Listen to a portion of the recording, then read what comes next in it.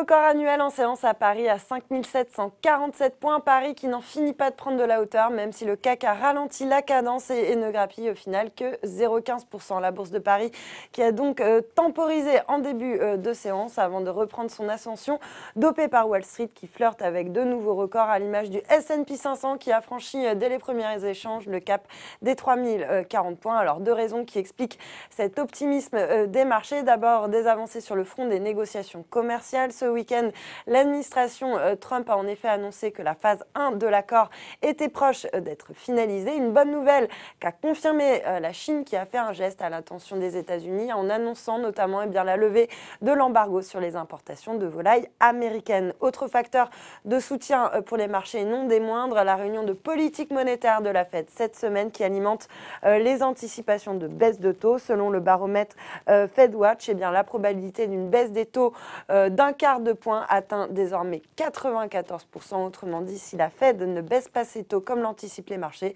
la déception sera à la mesure des attentes. Du côté des valeurs à Paris, LVMH a confirmé qu'il avait engagé des discussions préliminaires concernant une éventuelle opération avec Tiffany. Le groupe de français de luxe a beau préciser qu'il n'y a aucune certitude à ce stade et que les discussions puissent aboutir à un accord avec le joaillier américain. Le titre Tiffany, lui, était très recherché à Wall Street puisque le cours s'envole de 30% à 138 $, alors que l'offre valorise le titre autour des 130 $. C'est le signe que les opérateurs, à l'image de Credit Suisse, pensent que la valeur stratégique de Tiffany est significativement supérieure à l'offre de LVMH et que Tiffany devrait décliner rapidement la proposition initiale du français. L'analyste Credit Suisse qui estime d'ailleurs que l'offre sur Tiffany pourrait rapidement atteindre les 140 $.